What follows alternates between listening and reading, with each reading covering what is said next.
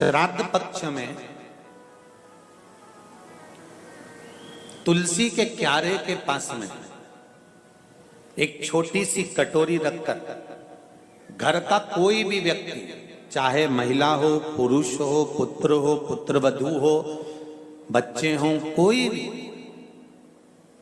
हथेली में गंगा जल लेकर अपने पूर्वजों का स्मरण कर और वो गंगा जल काशी विश्वनाथ के नाम से अपने पूर्वजों का नाम लेकर वो कटोरी में अगर 5 बार या 7 बार छोड़ देता है तो उसके पूर्वजों को पिंडदान और तर्पण की जरूरत नहीं पड़ती, उनको मोक्ष प्राप्त हो जाता है। आपको लगता है कहीं कहीं कि मेरे पितर मुझ पर क्रोध कर रहे हैं? आपको कभी कभी लगे कि मेरे ऊपर पितृ दोष लगा हुआ है या पितरों का श्राप लगा हुआ है, या हमारे यहाँ पर लोग अधोगति में ज़्यादा मर जाते हैं, हमारे यहाँ ये काम ज़्यादा हो जाता है, तो निवेदन है, श्राद्ध पक्ष चल रहा है, प्रयास करिएगा। एक चावल की कटोरी में, कटोरी के अंदर थोड़ा सा चावल रख लीजिए कच्चा, उस चावल की कटोरी में एक बेलपत्र, थोड़ी सी दुर्वा बांधकर पानी का मटका, परिंडा या जहां अपना रसोई घर में जल रखते हो, उस कटोरी को वहां पर 2 दिन 3 दिन तक रख दो। वैसे तो 16 दिन रखो ज़्यादा अच्छा था, पर जो दिन अपने को मालूम है 2-3 दिन उसको रख दीजिए। घी का दिया लगाइए। 3 दिन के बाद में उस दुर्वा को, उस बेलपत्र को शिव बाबा को ले जाकर समर्पित कर दो। चावल पूरे घर में घुमाने के बाद चिड़िया को या नदी में या किसी जीव को प्रदान कर दो। महाराज, पितृदोष के निवारण का सुंदर तरीका कल आपको कथा में कहा था। अगर हम ब्राह्मण को भोजन नहीं करा पा रहे, गौ माता को भोजन नहीं दे पा रहे, श्वान को, कुत्ते को भोजन नहीं दे पा रहे, कौवे को भोजन नहीं दे पा रहे हैं, किसी कारणवश हम श्राद्ध नहीं कर पा रहे हैं, किसी कारणवश हम पूर्वजों को नहीं मना पा रहे हैं, ऐसा कोई घर नहीं जिसके घर के पितृ श्राद्ध पक्ष में पृथ्वी पर नहीं आते। तुम पूछो मत पूछो, तुम्हारे घर के पूर्वज तुम्हारे यहां जरूर आते। दरवाजे पर आकर खड़े होते हैं पितृ, दरवाजे पर आकर हमारे घर के पितृ खड़े होते हैं, स्मरण करते हैं कि हमको यहां से कुछ भाग प्राप्त होगा, कुछ मिल जाएगा। श्राद्ध पक्ष में सारा भोजन कोई भी लगाकर ब्राह्मण को जिमाए, उससे मतलब नहीं है, पर श्राद्ध पक्ष में तिथि पर, श्राद्ध में या अन्य तिथि पर, बरसी आदि तिथि पर अगर खीर का पात्र भरा जाए तो घर की बहू, घर की माता, घर की स्त्री, घर में जो ताई चाची जो भी है घर में स्त्री, उस खीर के पात्र को उसको भरना चाहिए।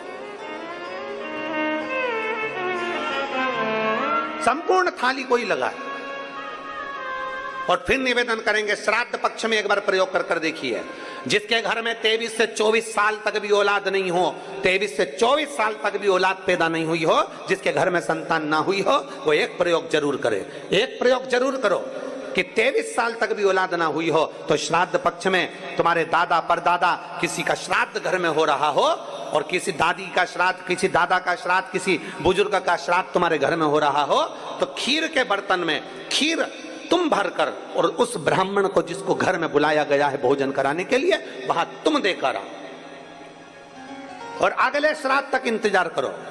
मेरा बाबा वंश की वृद्धि करता ही है, निश्चितता देता है, वंश बढ़ाता है। पितृदोष है, ये आपको कैसे मालूम पड़ेगा?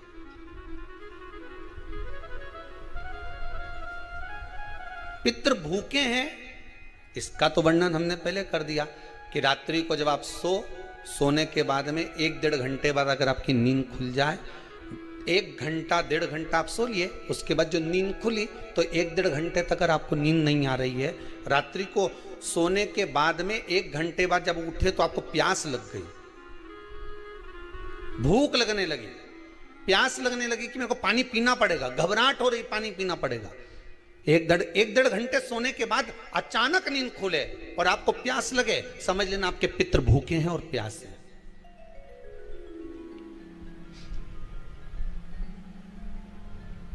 वो भूखे और प्यासे हैं, उनको जल की जरूरत है।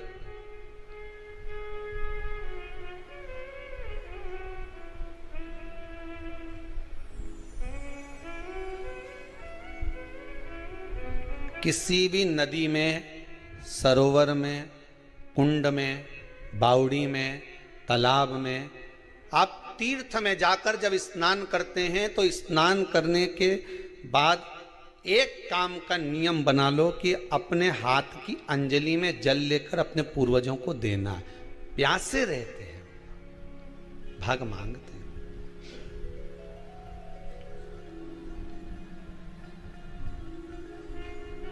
भाग प्राप्त करना। 3 वृक्ष पितरों के तुल्य हैं। नैमिषारण्य की कथा में भी कहा था 3 वृक्ष पितरों के तुल्य हैं। पहला पीपल, दूसरा बट वृक्ष, तीसरा बेलपत्र का वृक्ष। ये पितरों के तुल्य हैं। अगर आपको रात्रि में नींद नहीं आ रही है, ऐसा लगता है कि रात्रि को 1 घंटा 1.5 घंटा सोने के बाद कुछ गलत गलत विचार आने लगते हैं, नींद सुबह 3 बजे तक 4 बजे तक नहीं आती, 4 बजे के बाद फिर नींद आती है, तो एक प्रैक्टिकल जरूर कर देखना। एक प्रैक्टिकल करने में क्या जाता है, प्रयास करने में क्या कुछ जाता है क्या? प्रैक्टिकल कर देखना कि कहीं सियोर वाला महाराज झूठ तो नहीं बोल रहा, तो प्रैक्टिकल करने में कुछ नहीं जाए। 1 लोटा पानी लो, उसमें थोड़ा सा कच्चा दूध डाल लीजिए, श्राद्ध पक्ष चल रहा है, बेलपत्री का पेड़ या पीपल का पेड़ या बट का पेड़, इन पेड़ के नीचे ले जाकर उस दूध को दोपहर में सुबह 10 बजे से लेकर 12 बजे के बीच में ले जाकर चढ़ा दीजिए। रात्रि को फिर ना आपको प्यास लगेगी, ना भूख लगेगी, नींद एक बार लगी तो सुबह ही खुलेगी। प्रैक्टिकल करने में क्या जाता है? पानी डालने में तुम्हारा कुछ जाएगा? अरे बोलो तो सरी, हमें 10 रुपया का दूध जरूर उसमें, और तुम इतनी चतुर हो, इतना सारा दूध थोड़ी डालोगी, तुम 2 चिल्ली डालोगे। कहाँ तुम इतना डालने वाले हो है?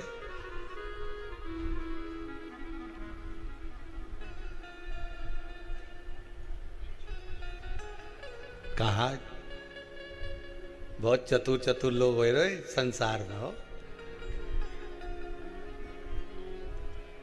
भले पूजन पाठ नहीं करे, पर कहीं का एकदम मिलने आ जाए ना, क्या अम्मा जी है क्या पाठ कर रही है, फिर वो भी बैठ गई तुरंत, अभी तो सोई थी।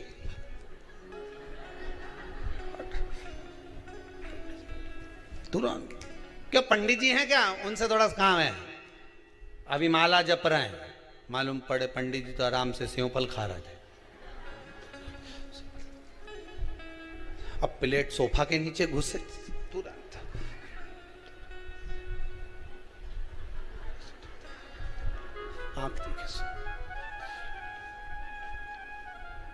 प्रैक्टिकल करने में क्या जाता है, कुछ भी नहीं बिगड़ेगा। ये तो बस जल डालोगे तुम्हारा ही कुछ अच्छा हो सकता है, बाबा की कृपा है।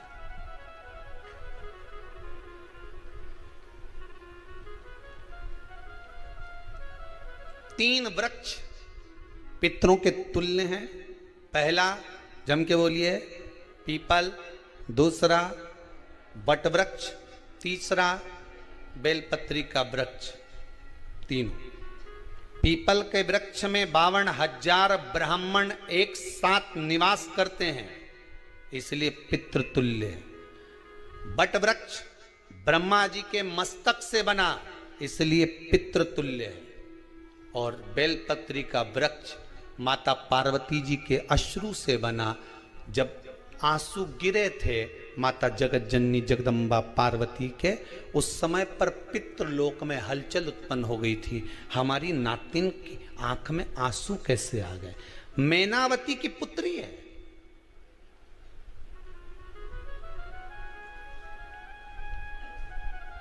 पितरों की नातिन, इसकी अश्रु कैसे गिर गए? पार्वती जी ने कहा, ये आंसू नहीं, मेरा पुण्य भाग प्रकट करती हूं बेलपत्री के रूप में। तो पितरों ने वर दिया था कि ये बेलपत्री का वृक्ष हमारा आशीर्वाद है, इसके नीचे अगर कोई दीप लगाता है, शिव को स्पर्श कर चढ़ाता है, उसके पितरों की शांति होगी, हम स्वयं उसको आशीर्वाद देने के लिए पधारेंगे। बेलपत्र का वृक्ष पितृतुल्य।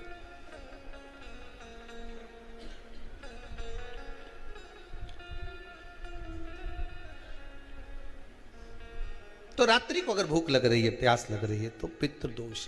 दूसरा पितृदोष का लक्षण बताया, घर में कोई शुभ कार्य ना हो, वंश की वृद्धि ना हो, 1 रुपये कमाओ, 1.25 रुपये खर्च हो रहे हैं, पैसा 10 जगह से कमाई आ रही है पर घर में टिक नहीं पा रही है, आया गया, पितृदोष। जरा सी कटोरी पड़ी है, उसके पीछे विवाद चालू हो जाए, पानी ढुल गया, उसके पीछे विवाद हो जाए, या छोटी छोटी बात में घर में क्लेश मचा हुआ है, पितृदोष है। समझ लो हमारे पूर्वज हमसे खुश नहीं है, प्रसन्न नहीं। कोई कहता है गुरुजी श्राद्ध बड़े बेटे को करना चाहिए कि छोटे को करना चाहिए? शिव महापुराण की कथा कहती है, अगर जायदाद का पूरा हिस्सा बड़े ने लिया हो और तुमने अपनी माता का दूध ना पिया हो तो एक ही को कर लेने दो। अगर माता का दूध पिया है और अगर एक अंगूठी भी ली है, जरा सा एक कपड़ा भी अगर सास का लिया है, तो श्राद्ध तो तुझे करना ही पड़ेगा, करना ही पड़ेगा। तूने मेरा दूध पिया है तो बिल्कुल जम के तो बोलो। अगर तुमने उनका कुछ खाया है तो अब एक काम और हो सकता है, गुरुजी वो श्राद्ध अगर हम नहीं करें और बड़े भैया करें और हम उन्हीं के यहाँ चले जाएं तो चले जा, मना कौन कर रहा है? पूड़ी का तेल तू ले जा, खीर का दूध 2 थैली तू खरीद के ले जा। जितना वहां वो सेवा करे उतनी सेवा तुम करो। गलत है क्या? जायदाद का भी तो हिस्सा किया था।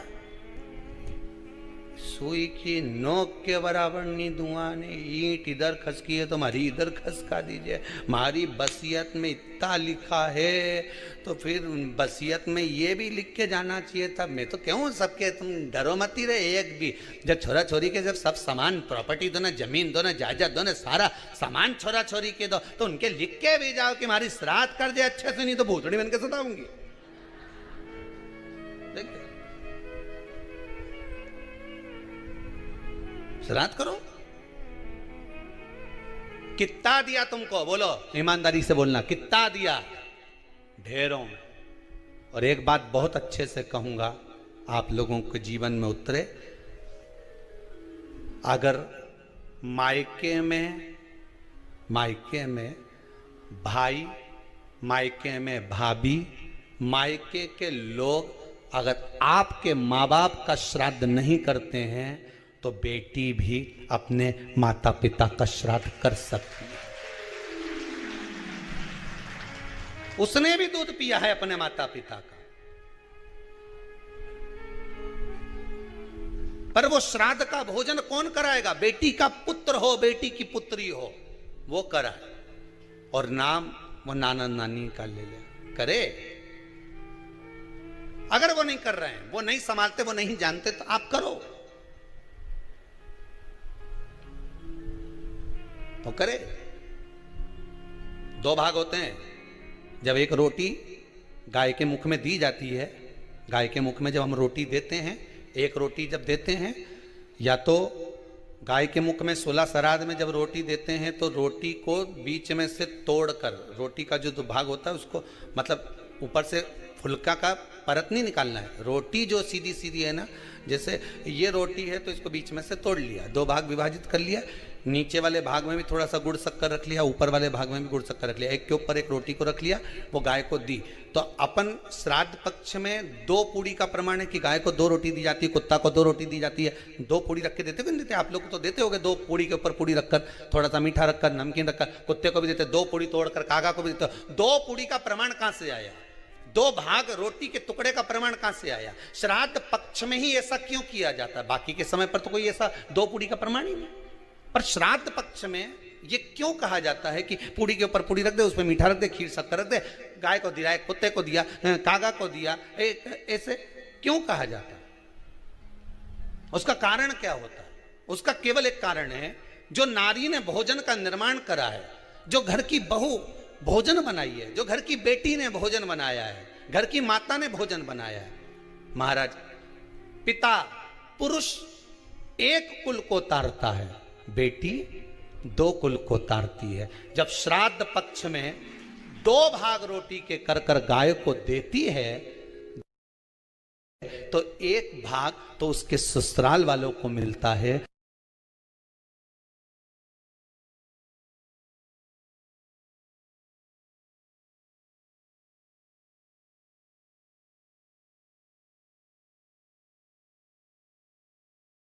मायके को भी मिले, ससुराल को भी। जब गया जी का पिंड होता है तो नाना नानी सबका स्मरण कराया जाता है। 2 भाग,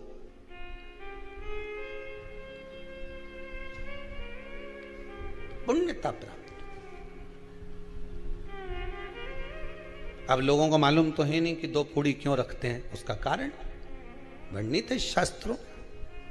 दोनों पक्ष तारने के लिए, दोनों पक्ष का स्मरण कराने के लिए। महाराज, बिंदु प्रेत योनि में पड़ा, चंचुला देवी उनके मोक्ष का प्रयोजन कर रही है, प्रयास कर रही। क्या करा जाए कि इनको मोक्ष मिल जाए? कहा शिव महापुराण की कथा। पार्वती मैया की सहेली बन गई और पार्वती मैया ने शिव महापुराण में प्रेत योनि से मुक्त होने के लिए कहा, तुम रुका जी के यहाँ जाओ, देवऋषि नारद के पास जाओ। नारद जी ने तुमरुका जी के पास भेज दिया। क्यों? नारद जी जानते हैं मैं कथा नहीं कर सकता, मैं कथा सुन सकता हूं पर कह नहीं सकता। कहने के लिए मुझे बैठना पड़ेगा, सुनने के लिए हो सकता है कि मैं चले जाऊं, वापिस आकर बैठ जाऊं।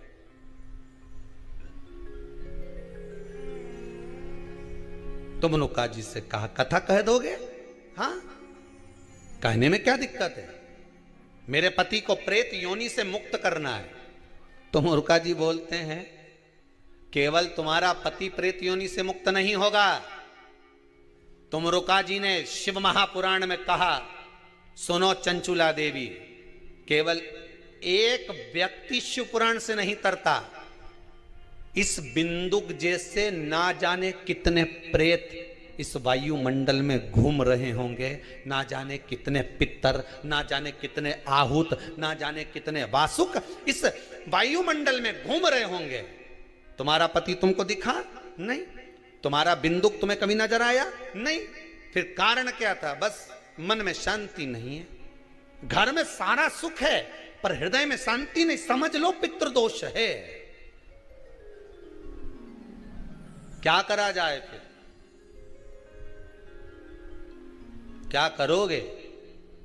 महाराज, हृदय शांति, हृदय शांति। केवल एक अकेला बिंदुक शिव महापुराण की कथा सुनकर नहीं तरेगा। तुमरुका जी कहते हैं जिस समय पर मैं शिव महापुराण की कथा कहूंगा, सुनो चंचुला देवी, इस संसार के इस भूमंडल पर मृत्यु लोक में जितने भी जीव इस संसार सागर में भटक रहे होंगे, शिव महापुराण की कथा सुनकर वो भी तर जाएंगे। ये अकेली बिंदुक को तारने वाली नहीं है, इस मृत्यु लोक में जो विराजमान। आज भी नियम है महाराज, श्राद्ध का भोजन टेबल पर नहीं कराया जाता, श्राद्ध का भोजन ब्राह्मण को कुर्सी पर बिठाकर नहीं कराया जाता, श्राद्ध का भोजन किसी जाता। श्राद्ध का भोजन आज भी प्रमाण है कि ब्राह्मण के लिए भूमि पर आसन लगना चाहिए और जमीन पर बैठकर कराना चाहिए। तब क्यों? क्योंकि इस भूमि पर बैठकर जब भोजन कराएंगे, इसी भूमि से ना जाने कितने पितृ गए, कितने तर्पण हुए, कितनी तिलांजलि हुई, इसी भूमि से, इस रज से, इस कण से ना जाने कितने जीव चल गए। अब लकड़ी पर या टेबल पर या कुर्सी पर बैठकर ब्राह्मण को भोजन कराने का प्रमाण नहीं है। अब आपका फैशन ज्यादा हो गया तो बात दूसरी है। पंडित जी ऊपर बैठ के खा लोगे क्या? पंडित जी तो बोल देंगे अच्छा है खिला दो।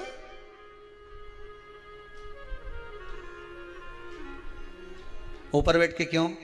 वो झुकने में थोड़ी सी कमर लचक जाए, क्योंकि खीर परसेगी तो झुकना पड़ेगा।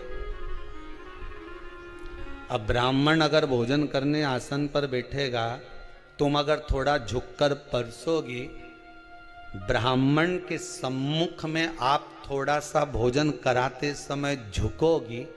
जरा विचार करिए, यशोदा मैया के घर में संतान नहीं थी। यशोदा जी श्रावण के महीने में श्रावणी करने आए हुए ब्राह्मण को मात्र खीर परोसने के लिए गई थी। 52 साल की उम्र थी, संतान का सुख नहीं दिख रहा था, खीर परोसने के लिए गई। उतनी देर में ब्राह्मणों ने देखा इनके घर में संतान नहीं है, पुत्र भव कह दिया। और यशोदा जी के पति श्री नंदराय जी कह रहे हैं कि बाबा मैं 60 का या 55 की, बाल हो गए धोले और तुम कह रहे हो पुत्र होगा। कहां से होगा? ब्राह्मण कहते हैं ब्राह्मण जब भोजन करता है, भोजन करते समय जब वर देता है, वो वर गलत नहीं हो सकता, कहीं से भी आएगा, पर छोरा तो आएगा। और आया, कहीं से भी आया, पर पुत्र आया, क्योंकि आशीर्वाद दिया था। श्राद्ध पक्ष का भोजन टेबल पर नहीं, कुर्सी पर नहीं, श्राद्ध पक्ष का भोजन ब्राह्मण को आसन लगाकर जमीन पर कराना चाहिए, भूमि पर।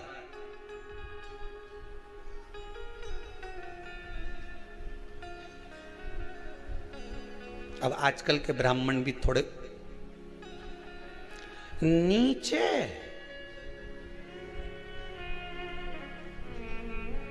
अगर हम टेबल पे ही जिम लें तो जी अब क्या बोले भी तो क्या बोले, तो मैं बताऊं।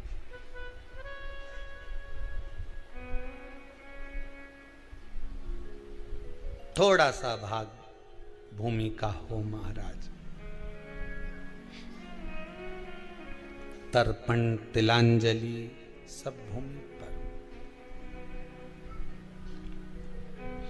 हम तो जो जजमान हवन करने के लिए भी जो जजमान लोग नाम लिखाए हैं पितरों के लिए, तो हम उनको भी कहते हैं कि कुर्सी पर बैठकर आहुति छोड़ने से अच्छा है आप बैठो मनानी पर, पहले सबसे पहले भूमि पर 10 मिनट बैठो, पर बैठकर आहुति छोड़ो। उसके बाद भले आप स्टूल लगाओ, कुर्सी लगाओ, आपकी मर्जी, पर 10 मिनट 5 मिनट तो आप भूमि पर बैठो उन जीवों के लिए,